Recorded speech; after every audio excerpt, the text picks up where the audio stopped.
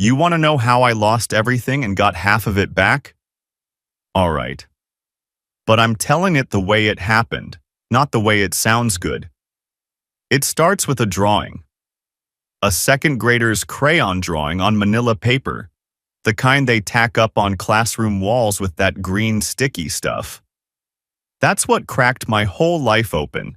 Not a private investigator, not a lipstick stain. A 7-year-old girl with a red crayon. I was under a 2019 F-150 that Tuesday afternoon. Fleet truck, bad ball joint, the kind of job where you're on your back for 2 hours and your shoulders hate you for a week. Classic rock on the shop radio, Springsteen doing Atlantic City, which is funny when you think about it later because the whole song's about a man going down. Oil and coffee smell. That's what Kowalski Auto smells like. That's what I smell like, if I'm being honest. Phone buzzed in my coveralls. A 412 number I didn't know. Almost let it ring. Should have let it ring. Sometimes I think about that. What if I just didn't pick up? I'd still be the same idiot, but I'd be a happy idiot, at least for a while longer. Mr. Kowalski? This is Linda Grant. I'm Lily's teacher at Lincoln Elementary. Her voice had that careful thing in it. You know the tone. Like someone reading off a card at a funeral. The tone people use when they think they're talking to a broken home. I wanted to touch base about Lily's family drawing assignment. She drew herself, her mother, and a man she called Uncle Curtis. I just wanted to make sure I had the right contact information. Are you and Mrs. Kowalski still together? And I laughed. I actually laughed. The kind of laugh where you're not thinking about it. It just comes out because the idea is so far from anything real. Yeah, we're together. Curtis is just my best friend. He's her godfather. She probably sees him more than her grandparents. Mrs. Grant sounded relieved.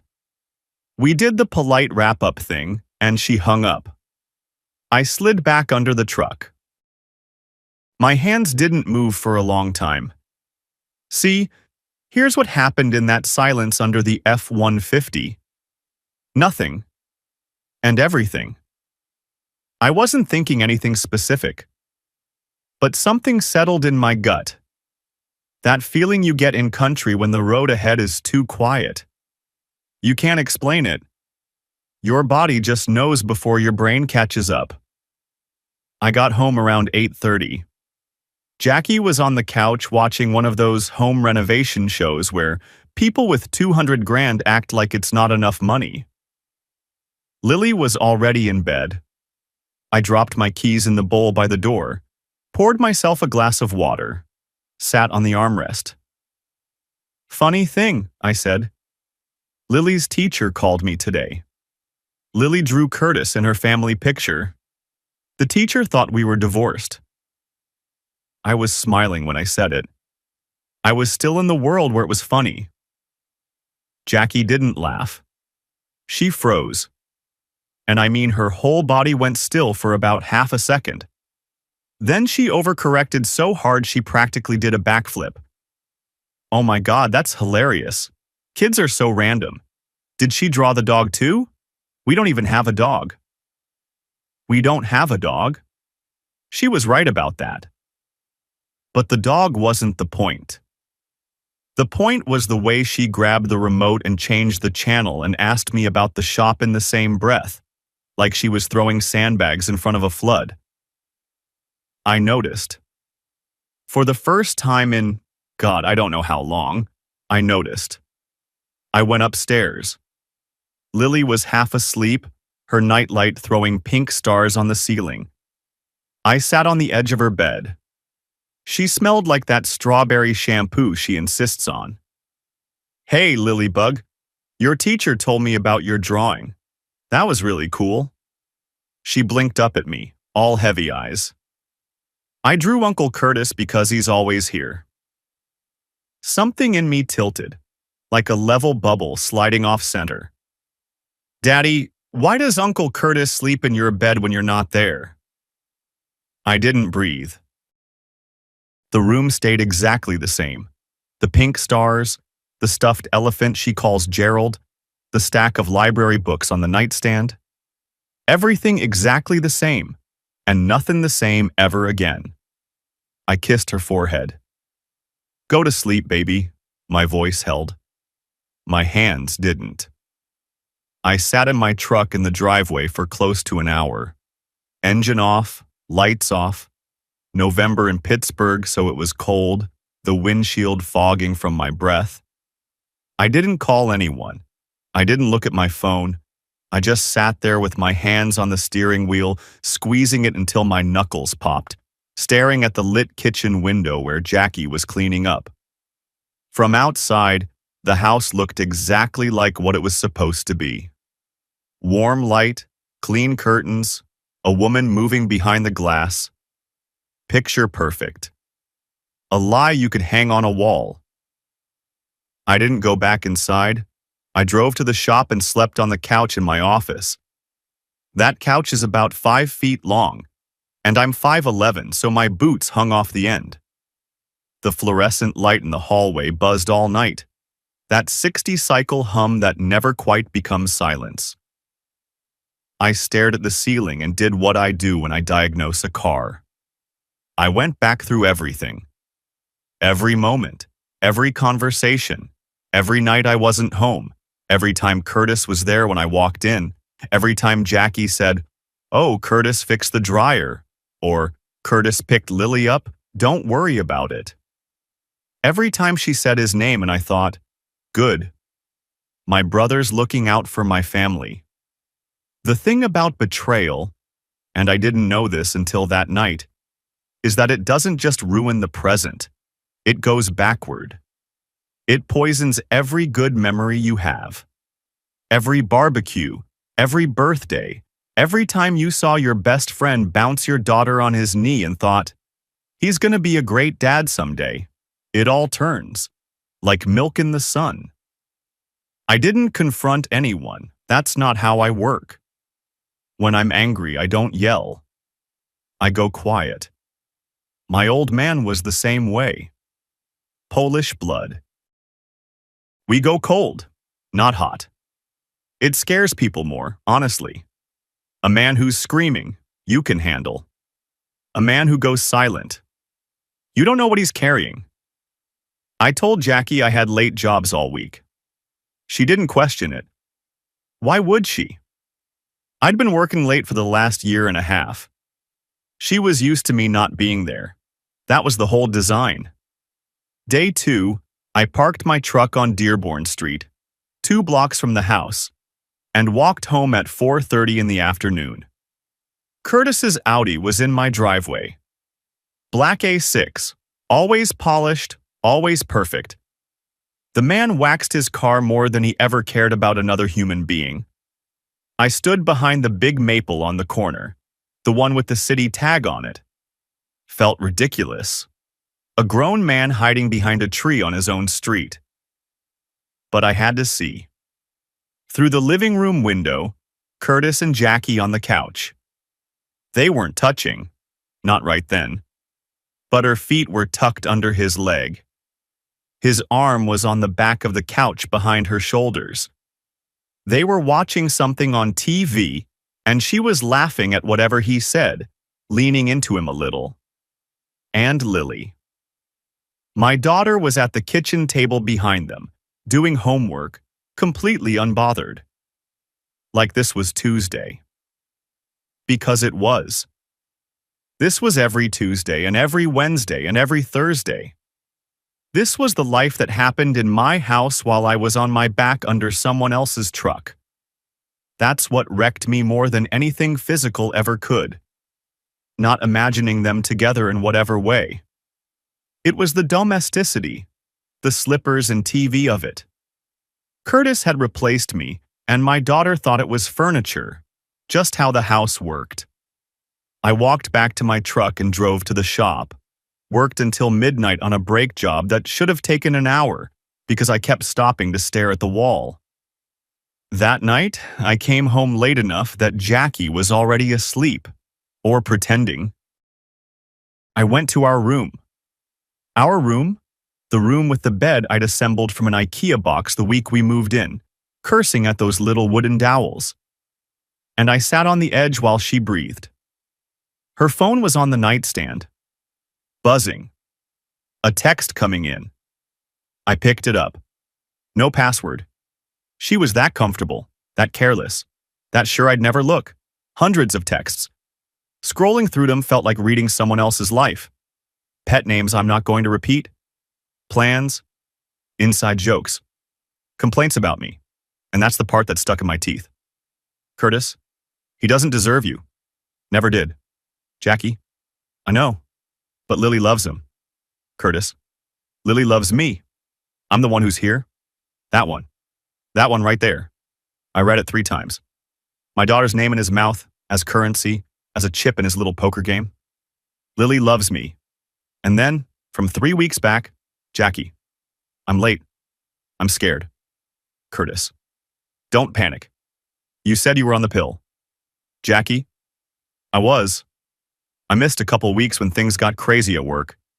Curtis, we'll figure it out. Together. I put the phone down exactly where it was. Didn't screenshot anything. Didn't need to. Every word was burned into me like a brand. I went downstairs and drank a glass of water at the kitchen sink, looking out at the backyard. That backyard. 6 months ago, Lily's birthday party.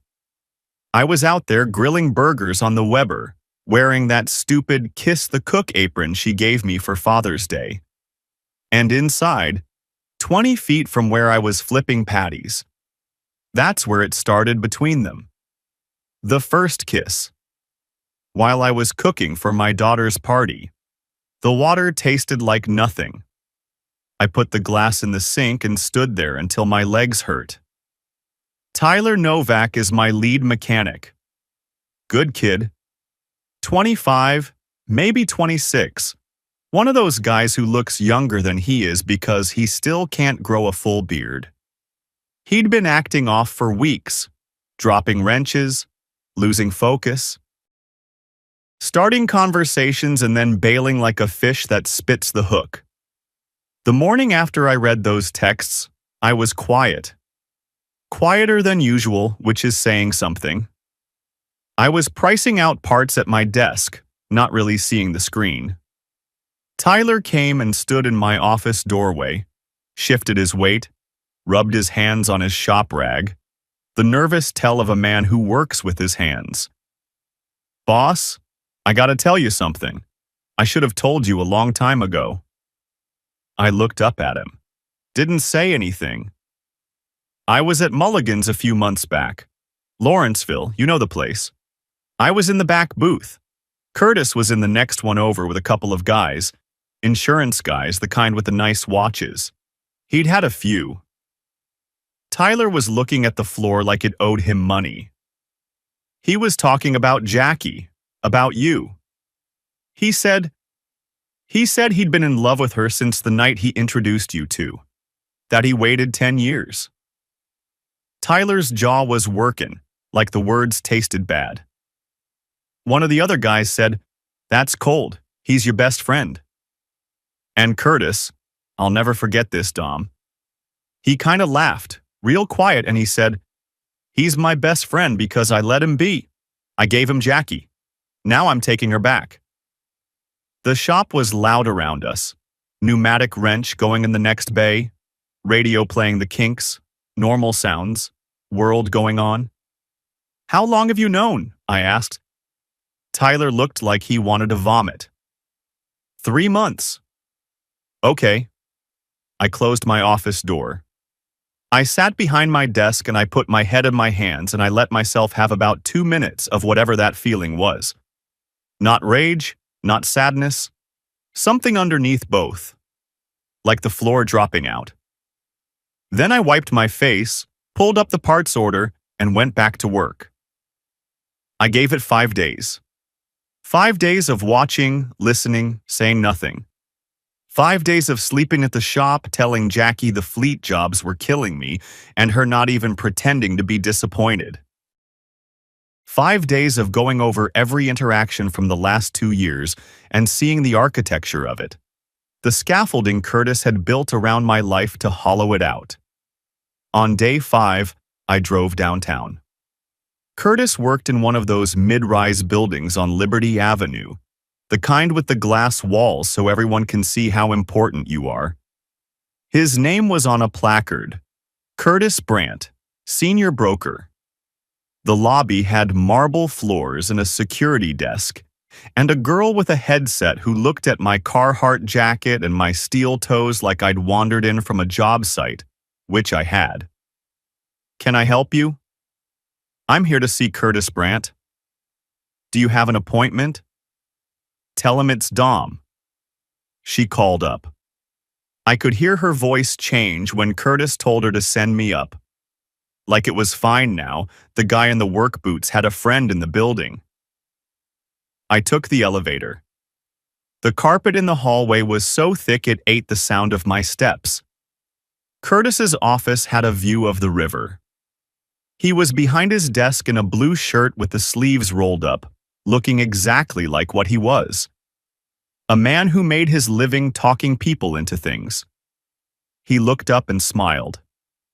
Big, natural smile. 28 years of practice. "Dom, what are you doing downtown? You want to grab? My daughter drew you instead of me in a family picture." The smile didn't die. It was killed. I watched it happen, like a light switch, not a dimmer. "She told me you sleep in my bed when I'm not there." He stood up. His hands went to his desk, then his pockets, then his desk again. He couldn't find a surface to hold on to. "Dom, listen, let me—" 28 years. My voice was flat. I could hear it from outside myself, like listening to a recording. "You were the first friend I ever had. Dearborn Street, you and me, 6 years old. I would have taken a bullet for you. I almost did, twice, in Kunar Province. Once in that alley outside the outpost, and again at the checkpoint when the whole thing went sideways. And this whole time, you were waiting." He was doing it. I could see it happening behind his eyes. The calculation, the search for the angle, the smooth exit, the story that makes it someone else's fault. Curtis always had a door. Every room he walked into, he knew where the exits were. Not this time. I hit him once. Straight right, from the shoulder, the way they taught us at Benning, or more, or whatever they're calling it now. Open hand to closed fist, full rotation. Not to break anything, just to let him know this wasn't a conversation. He dropped. More surprised than hurt, I think, but there was blood from his nose, and he was on his back on that expensive carpet, and I was standing over him, and I wanted to keep going. Every muscle in my body was pulling toward the floor. I didn't. "You gave me business advice to keep me out of my own house. You introduced us because you wanted her, and when she picked me, you spent a decade waiting for your shot. You're not a friend. You're a project." He wiped his face with the back of his hand. Blood on his cuff. And then, this is the part I'll never forget. He tried to flip it. "She came to me, Dom. She was lonely. You were never there. I was—" "Don't you dare put this on me. Not one word." He shut up. For the first time in 28 years, Curtis Brandt had nothing to say. I walked out. Same pace I walked in. The receptionist stared at me with her mouth open. I didn't look back. I took the elevator down and walked through the marble lobby and pushed through the glass doors and stood on Liberty Avenue in the November air, and I was shaking so bad I had to put my hands in my pockets so nobody would see. I drove to a parking lot down by the river, the Monongahela side, near the old steel works that's been a shopping center for 20 years. I sat in my truck and watched the water. It was gray-green and moving fast because we'd had rain. My hands still wouldn't stop. I called one person. Ray Pulaski, my platoon brother, the kind of friend Curtis pretended to be. Ray runs a security firm now. He's built like a fire hydrant, and he doesn't waste words. Ray, I need a lawyer, a good one, the kind that goes to war. Silence on his end. 3 seconds. Ray doesn't ask questions when your voice sounds the way mine sounded. Elliot Sharp, used to be Jag. He's a killer, Dom. I'll call him tonight. Thanks, brother. You okay? No? Yeah, figured. I'll call you in an hour. That was it. That was the moment I stopped being the man who got blindsided and started being the man who fights back. The grief was still there. It didn't go anywhere. But it stepped aside and let something harder take the wheel. 2 days later, my phone rang at the shop. Pittsburgh PD Curtis had filed an assault charge. Simple assault. Misdemeanor, but enough. He had photos of his bruised face, looking pitiful, all swollen cheekbone and sad eyes. He had a statement from the receptionist who saw me leave. He played the victim like he'd been rehearsing it his whole life. And here's the part that made my blood go cold. He'd been laying groundwork. Sharp found out later that Curtis had told colleagues weeks before the confrontation that I had anger issues, and he was worried about Jackie's safety. Weeks before. Before I knew anything. He was building the frame before the picture even existed. That's who Curtis was.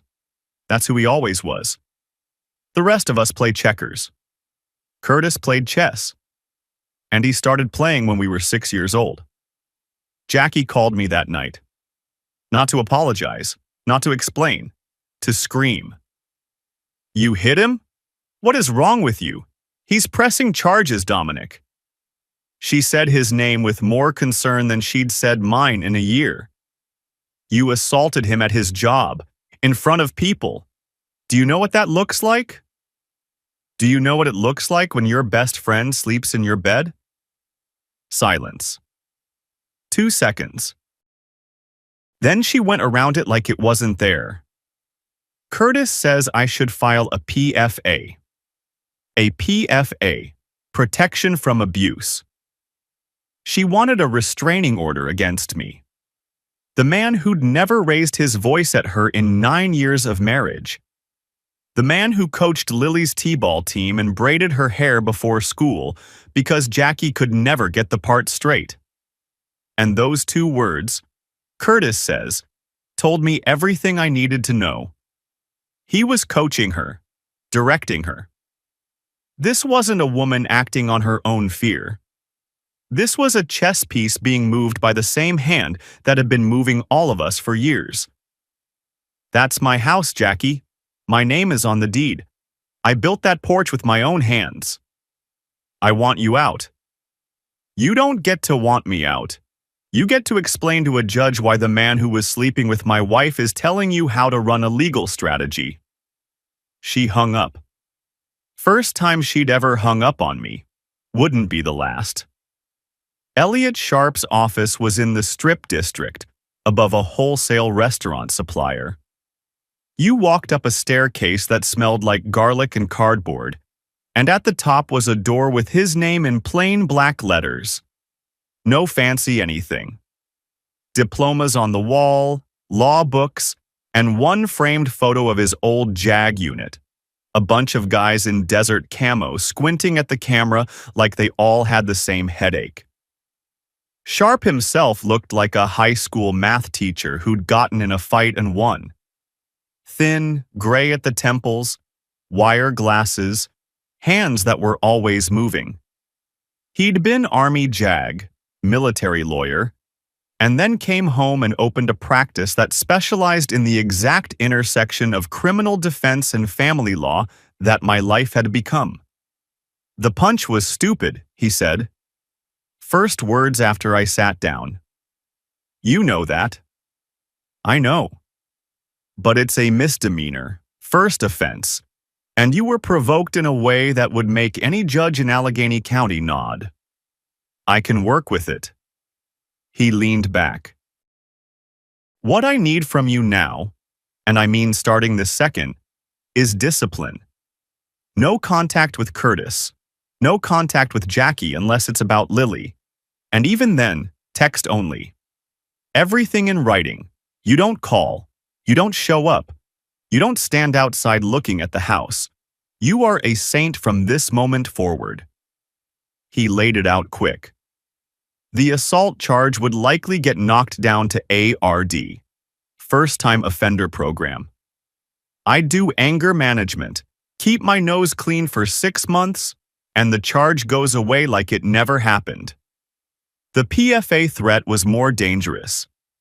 If Jackie filed, I'd get kicked out of my own home temporarily, and Sharp would have to fight to get me back in. And custody. If this turned into a divorce, and it was going to, Lily was everything. Every move I made from this point had to make me look like what I was. The stable parent. Your buddy is an insurance broker, Sharp said. He builds cases for a living. He's been building one against you for months, so now we build ours. That night, I went through my business records. Every contract, every deal, every piece of advice Curtis had ever given me about the shop. What I found made me sit down.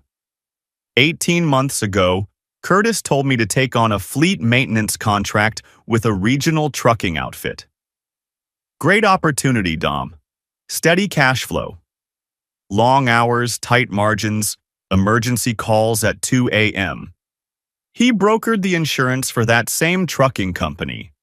He made commission on both sides of the deal, a fact he never mentioned. He told me not to hire a night shift mechanic. Save the overhead, brother. You can handle the overnights for now. Which guaranteed I'd be the one sleeping at the shop 3 nights a week.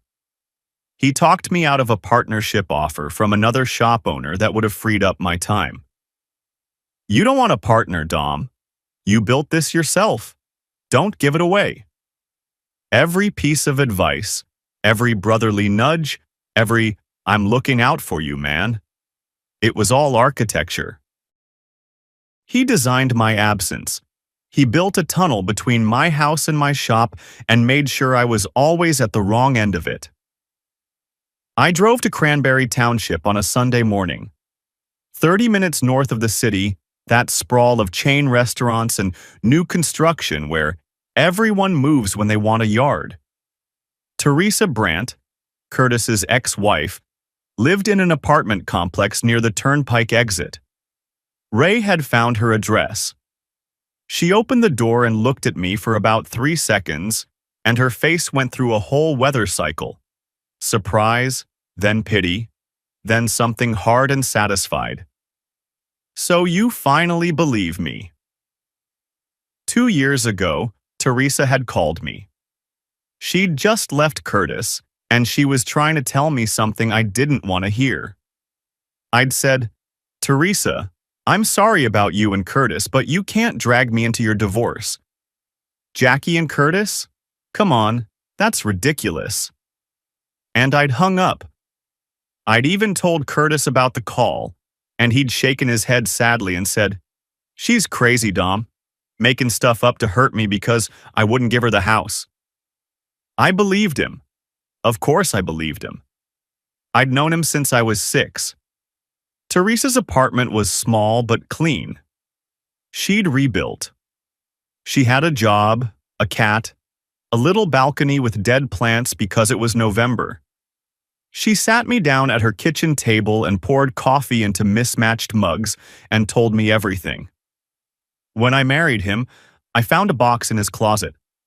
Not hidden, just tucked behind some boots, journals, years of them, about Jackie.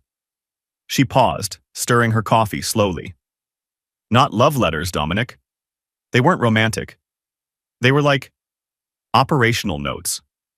Her schedule, her habits, notes about you, what you were doing wrong, where you were falling short, how he could do it better. Pages about how you stole her from him. Plans to get her back. Photos of her he'd taken at your barbecues, at Lily's christening. Photos she didn't know he was taking. I asked the question that had been eating me since the office. Then why did he introduce us in the first place? Teresa almost laughed. It was in the journals. He thought she'd turn you down.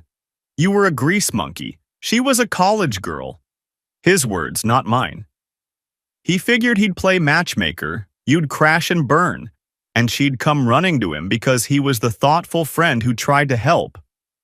Except she didn't turn you down. She liked you. And that was the thing he never forgave. I didn't say anything. The coffee was getting cold in my hands. I confronted him. He turned it around on me. Said I was insecure, paranoid, jealous.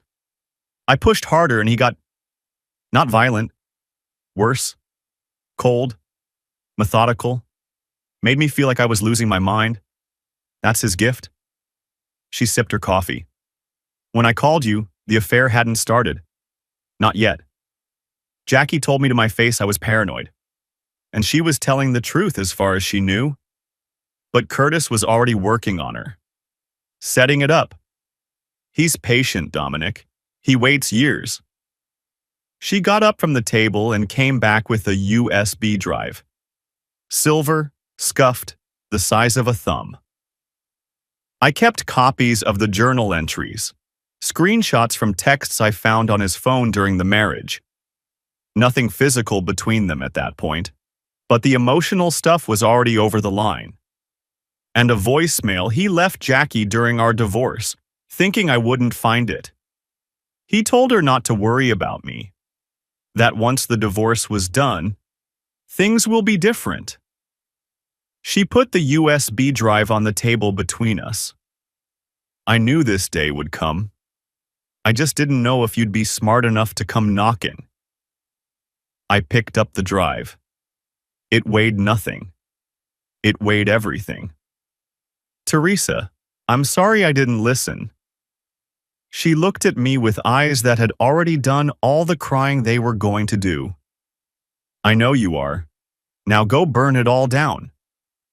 Pittsburgh's a small city pretending to be a big one. 6 degrees of separation?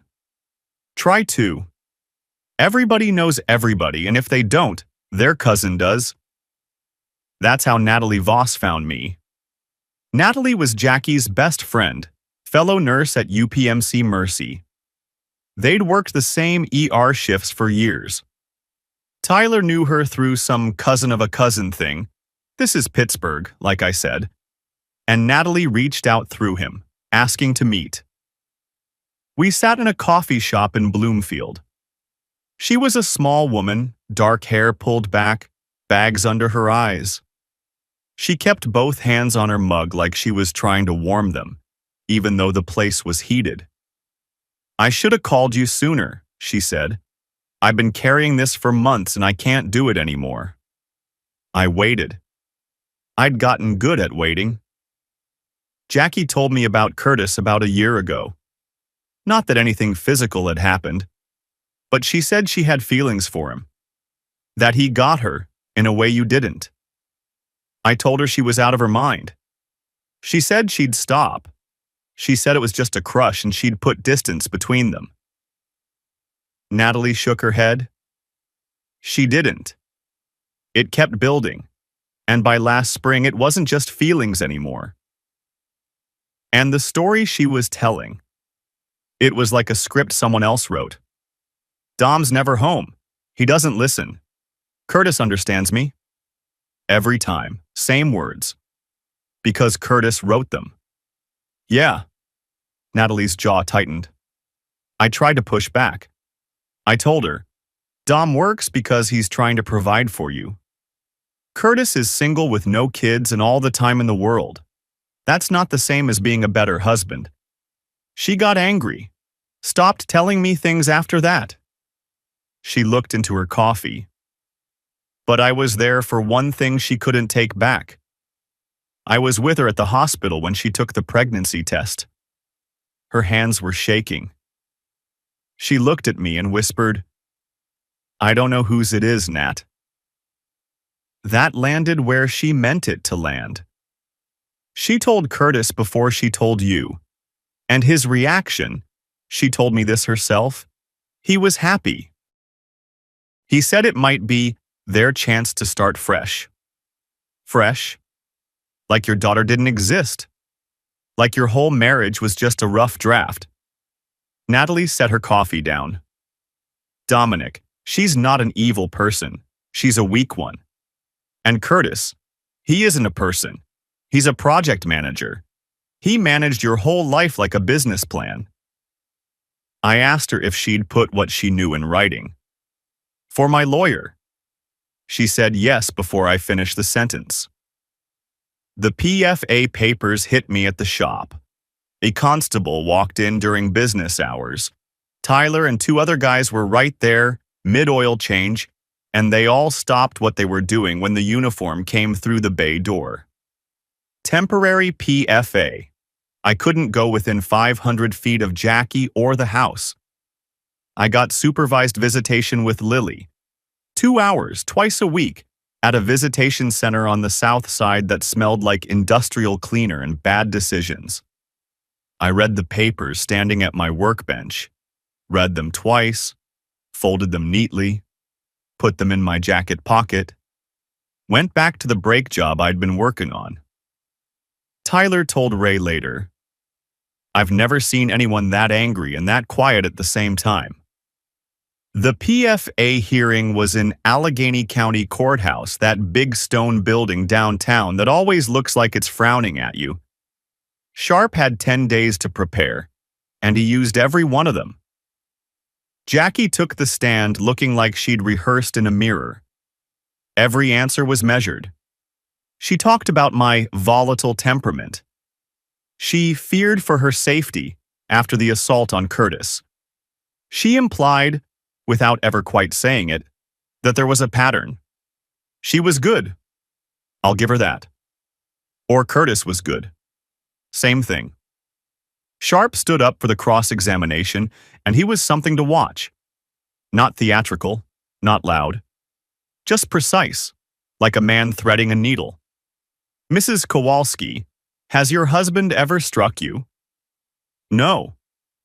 "Has he ever threatened you?" "Not directly." "Not directly? What does that mean?" Her lawyer objected. The judge told Sharp to move on. "Has your husband ever damaged property in anger, punched a wall, broken a dish, anything like that?" "No." "Has he ever raised his voice at your daughter?" "No." And then she added, without being asked, maybe because the truth was pulling it out of her, "He's a good father." Sharp paused long enough to let that settle in the room. So the sole basis for this protection from abuse order is that your husband struck the man who was sleeping with you in your bed. Is that correct? Jackie's lawyer was on his feet before the period hit. Objection. Sustained. But the judge heard it. You could see it register behind his glasses. Sharp brought in Teresa's material. Not the full affair story, but enough to paint Curtis as someone with a documented pattern of obsessive behavior and manipulation. He framed my punch as a one-time provoked incident, which it was. He called Natalie Voss, who testified, calm and steady, that Jackie had never once expressed fear of me. Only frustration that I work too much. Natalie told the court that Jackie had called Curtis her safe place. Not once had she called me dangerous. The judge denied the PFA, insufficient evidence of a pattern or credible threat. Sharp found me in the hallway after. He was almost smiling, which for him meant one corner of his mouth twitched. "You can go home." "I'm not going home. File for divorce, file for primary custody." He looked at me for a long moment. Then he nodded. "Okay, then we go to war." I moved into the apartment above the shop. 2 rooms and a bathroom, Probably hadn't been occupied since the 80s. Water stains on the ceiling. Radiator that clanked like a ghost with a grudge. I cleaned it out, patched the walls, and painted Lily's room myself. I did stars on the ceiling. Hand-painted, not stickers, because my daughter deserves real stars even if they're crooked. I built her a bookshelf out of scrap lumber from DeMarco's shop. Stocked the fridge with her yogurt tubes and those little cheese wheels she likes. It wasn't much, but it was clean and it was honest. Meanwhile, I went through the business. The fleet contract Curtis had brokered was a mess once you actually read the fine print. High deductibles, penalty clauses for late service, liability coverage that wouldn't protect a bicycle. Ray connected me with a forensic accountant, a veteran named Walsh, who looked like an accountant the way a pit bull looks like a house pet. Walsh found that Curtis's brokerage had earned double commission on the deal, a referral kickback from the trucking company that was never disclosed to me. That wasn't just betrayal. That was a licensing violation. Sharp filed a complaint with the Pennsylvania Insurance Department before the week was out. I renegotiated the fleet contract directly, cutting Curtis out. I hired a night shift mechanic, a young vet Ray recommended, a kid from Wilkinsburg who showed up early and left late and reminded me of myself 10 years ago. And I finally called Frank DeMarco, the shop owner who'd offered me a partnership a year ago, the deal Curtis talked me out of. Frank came by the shop on a Tuesday. Big guy, hands like catcher's mitts, third-generation mechanic. He looked around, looked at the books, looked at me. "Curtis told you not to do this?" "Yeah." Frank shook his head slowly. "I met that guy once, at your Christmas party. He shook my hand and I swear I could feel him measuring me, like he was deciding if I was a threat." He stuck out his hand. "Let's do this." Kowalski and DeMarco Auto Repair. For the first time in 18 months, I was home by 6. Except home was a 2-room apartment above a garage. But it was mine. Sharp filed for divorce on grounds of adultery. Pennsylvania still lets you do that, fault-based, and Sharp wasn't interested in playing nice. He filed for primary physical custody of Lily at the same time. Jackie was blindsided. She'd expected me to crumble. That was Curtis's prediction, I'm sure of it. Dom's a pushover. He'll do whatever keeps the peace. And maybe the old Dom would have. The Dom who was too busy working to notice his life being stolen. That Dom might have signed whatever she put in front of him just to make it stop. That Dom was dead. I buried him somewhere under the F-150 on a Tuesday afternoon in November. The county appointed a custody evaluator, a court psychologist who had the warmth of a clipboard. She interviewed us both, visited both homes, and talked to Lily with a child psychologist present. She came to my apartment twice, unannounced. Both times it was clean, stocked, Lily's drawings on the fridge. She came to the Kowalski house 3 times, unannounced. 2 of those 3 times, Curtis's jacket was in the closet, his coffee mug was by the sink, and his car was in the driveway. He was still there. Even after everything, the charges, the PFA hearing, the divorce filing, he was still showing up at my house like he owned it.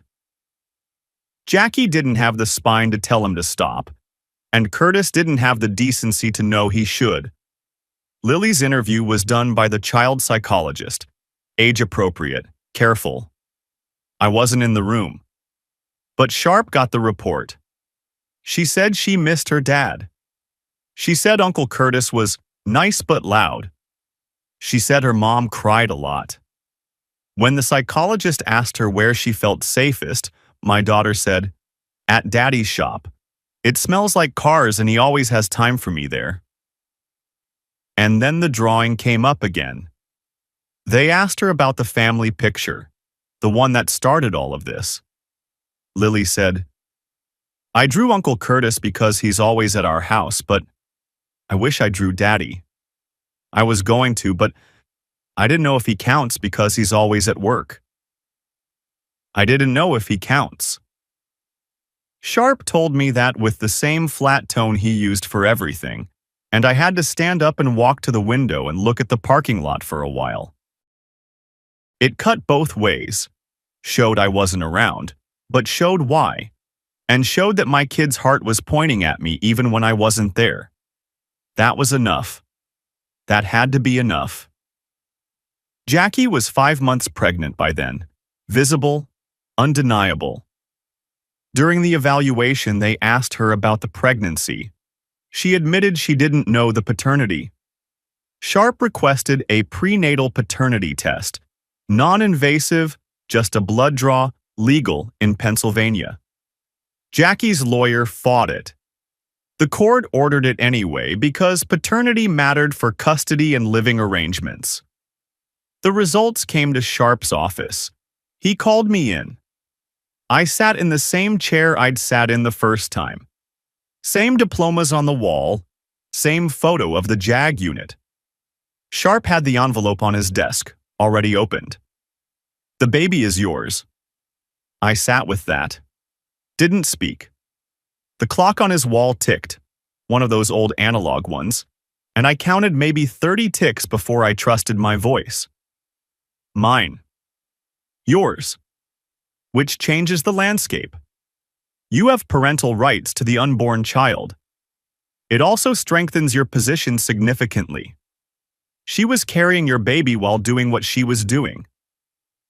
I'd wanted a clean break, a straight line. This tied me to Jackie forever. But it also tied me to my kid. And the math on that wasn't complicated. I want custody of both, primary, both kids. Sharp nodded like he'd known I'd say that. When Jackie found out the baby was mine, something shifted. I heard about it secondhand. Natalie told Tyler. Tyler told me. The chain of whispers that runs through Pittsburgh like the rivers. Jackie called Curtis. Voicemail. Called again. Voicemail. She texted him and he responded once. "I think we both need space. But don't let that fool you into thinking Curtis went quietly. He didn't. Not at first. In the weeks after the paternity results, he tried everything. He called Jackie's mother and told her I was unstable and had been threatening Jackie for months. He emailed 3 people at my shop, business contacts he still had from brokering the fleet deal, and suggested I'd been skimming from the fleet contract. Complete fabrication, but it took Walsh the accountant 2 days to put out that fire. He even showed up at Lily's school once, tried to sign her out for an early pickup. The school called me because my name was on the contact list and his wasn't. That one scared me more than anything else he'd done. Sharp sent a cease and desist that read like a declaration of war. He spelled out everything we had, the journals, the financial fraud, Tyler's testimony, Natalie's statement. And he made it clear. If Curtis didn't back off, every piece of it would be entered into the public record of the divorce proceedings. Every colleague, every client, every future employer would see the diaries, the obsessive photographs, the operational notes about another man's wife. That's what stopped him. Not conscience, not shame. The threat of exposure. Curtis could survive being the guy who slept with his best friend's wife. That's a bad look, but people recover. He couldn't survive being the guy with the journals, the guy who planned it for a decade. That turns you from a villain into something people cross the street to avoid. His brokerage license was under review. The assault charge against me was collapsing. And now, Sharp had a loaded gun pointed at his reputation. Curtis did what you'd expect from a man who'd spent his whole life calculating risk. He ran the numbers, and he ran. He took a job transfer to Charlotte, North Carolina. 2 weeks later, he was gone. Didn't tell Jackie, didn't tell anyone.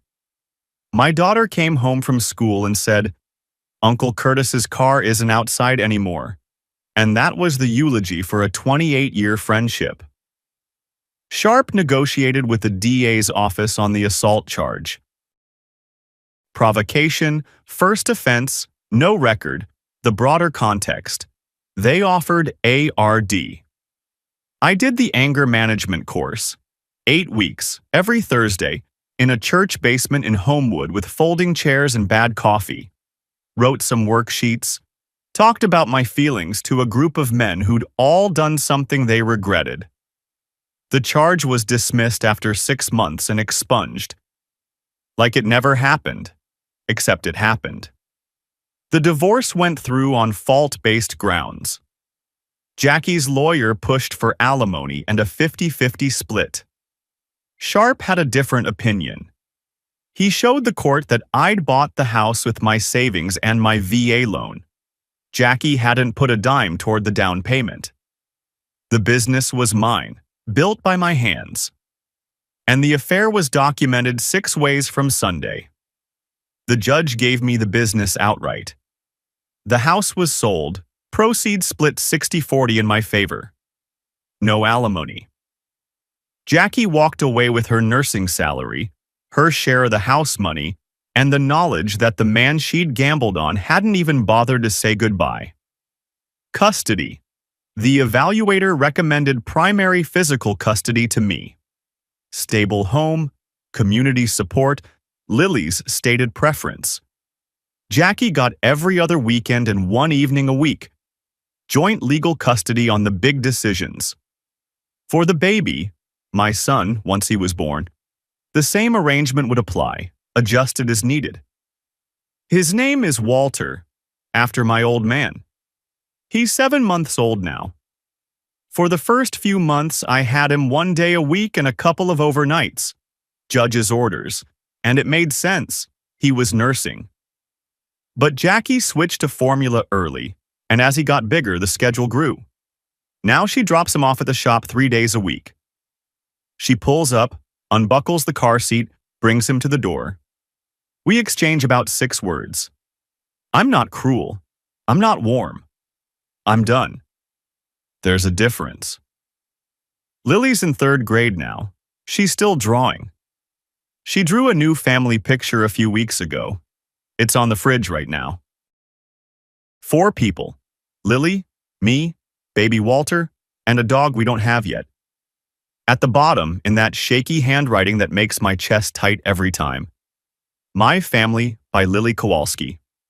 No Uncle Curtis. The shop is doing well. Kowalski and DeMarco, new sign out front. 3 new mechanics, 2 of them vets. I work 8-hour days. I'm home by 5. I cook dinner for Lily, badly, but she thinks burnt grilled cheese is hilarious, so we're making it work. Last week I was standing on the Roberto Clemente Bridge after closing up. Cold night, the Allegheny running dark underneath, city lights doing their thing on the water. My phone buzzed. Unknown number. For a second, my stomach dropped. You get a thing about unknown numbers after what I went through. Text message. Dominic, it's Teresa. I heard how things turned out. I'm proud of you. You did what I couldn't. You got free. I typed back. Thank you for the USB drive. I should have listened 2 years ago. 3 dots. Then, you listened when it mattered. I put the phone in my pocket. Stood in the bridge for another minute, watching the river move. I wasn't happy, wasn't healed. Wasn't the man I was before because that man was an idiot and I don't miss him. But I was standing.